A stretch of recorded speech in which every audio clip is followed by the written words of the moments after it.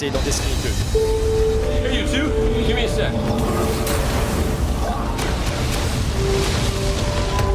Zavallo's doing the hero thing in the plaza. Me? I've got a date with whoever's behind this. It'll be a short date.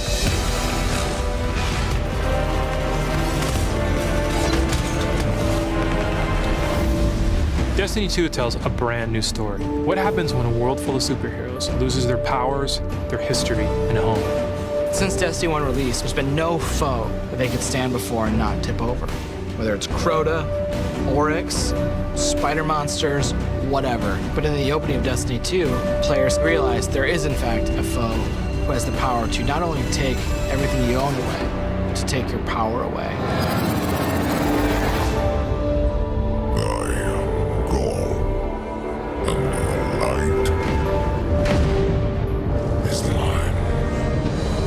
Dominus Gall is a Cabal warlord who has brought with him the Red Legion and has come to our system to take the Traveler's powers, the light, take it for himself.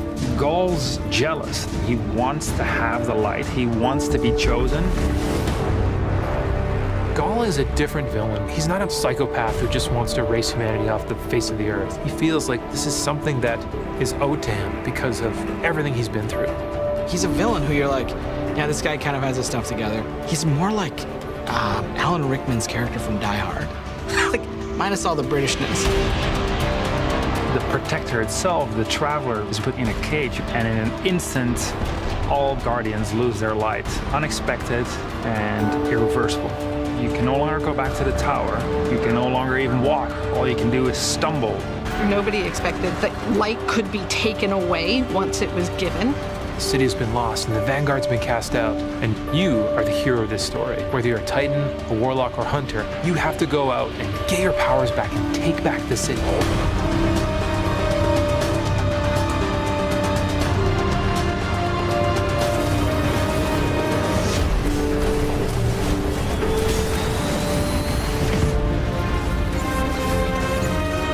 Whether you're playing Destiny today or it's going to be your first foray into the franchise, Destiny 2 is a new adventure for everyone.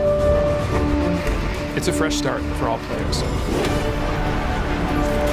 Destiny 2 has an all-new cinematic campaign. There's more cinematics than we've ever had before. How long before the fleet's combat ready? And more story missions. There's quests, there's adventures, there's going to be people talking to you. Let's bring them home, you and I. All new worlds to explore.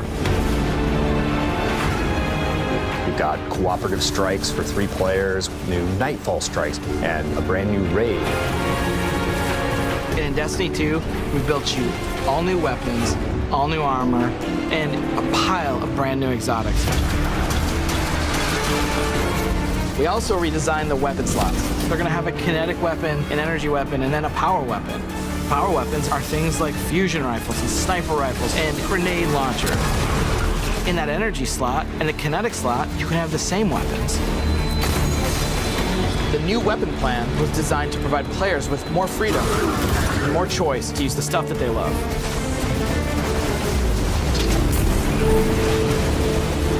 Each character has these new supers, and they're really changing the way it feels to play the game. We have the Dawnblade.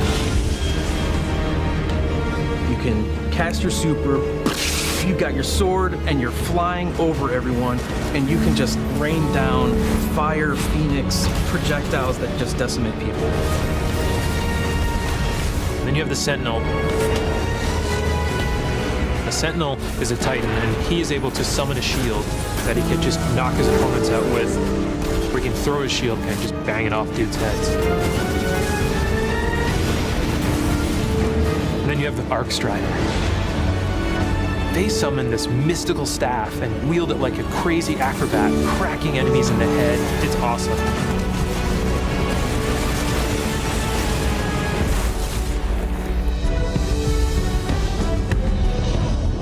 The idea of losing your home and being cast out and the lengths that you would go to get it back, it's all tied together to be something that's really meaningful. The sense of starting as an underdog and climbing to a great height is really fun. Destiny 2 is the place where we get to reach back out to everyone who could enjoy a sweet first-person shooter in a future world with giant awesome aliens to fight and gear to chase and powers to use, and say, come check this world out. Come get invested in this world and in this story.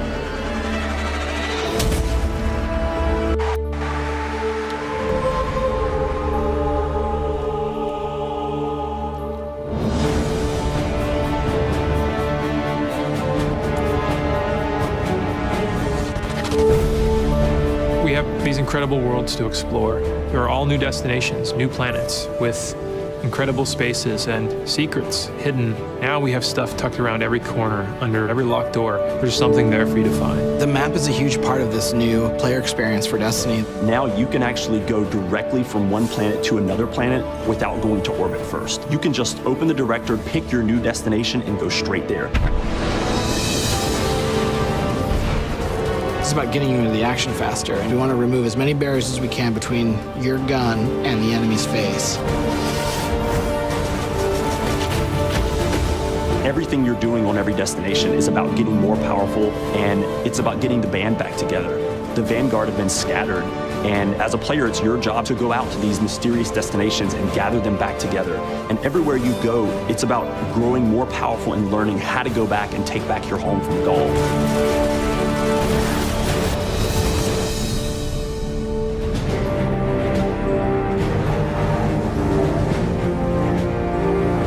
One of the first destinations that you're going to go to is the European Dead Zone.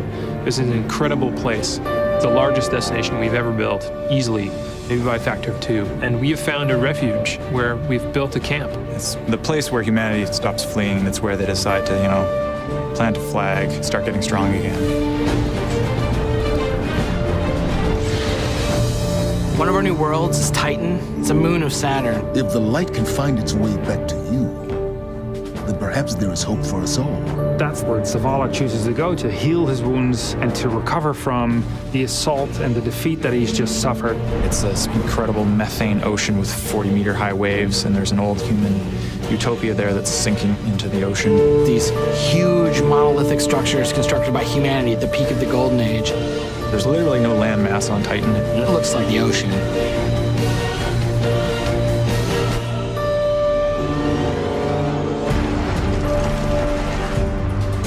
Come on, I don't know how long this portal's gonna stick. Cade is on a planetoid called Nessus. It has been totally occupied by the Vex. They have transformed it almost entirely into one of their machine worlds. It has its own native vegetation, and the landscape has these incredible canyons. They're actually based off of this word I will mispronounce called Tepui, which is like these Brazilian plateaus. And then we go to Io, which is this sort of sulfuric yellow moon of Jupiter. Io is the last place in our solar system that the Traveler touched before the collapse happened. And you can imagine that a place where the Traveler once appeared has a bunch of mythology and lore and mystery surrounding it. It's a very sacred place to Guardians, and particularly Warlocks, and particularly Ikora. This is where I return.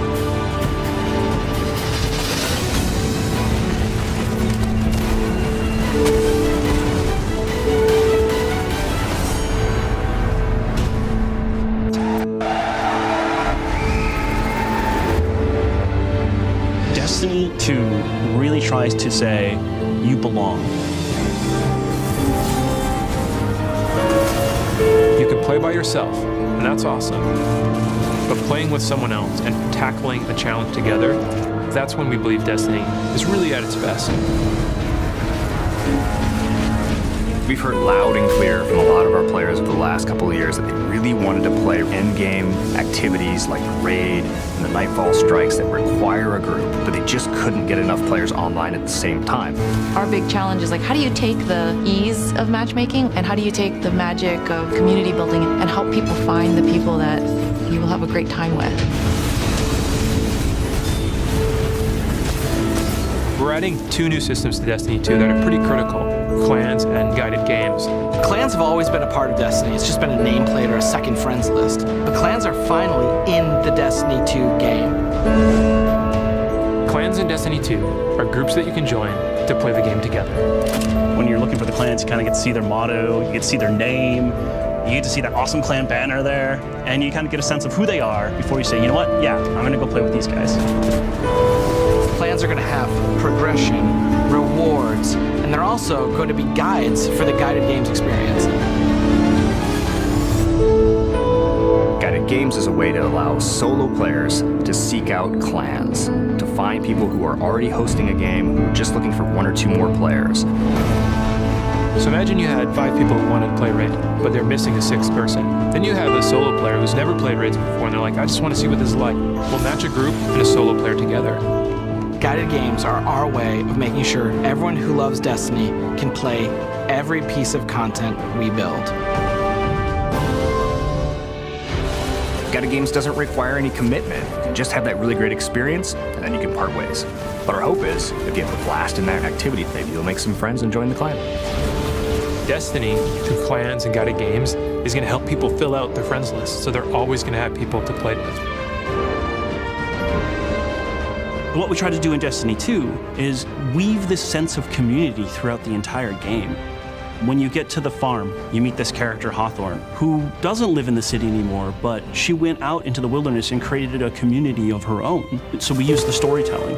It's created so many friendships that would have never existed, all because of this game. We really try hard to make sure from the ground up we're building this to be an experience that you want to share with your friends. And not only your friends, but the potential friends that you could have. I've never had a game that feels like home before, but Destiny just feels like home.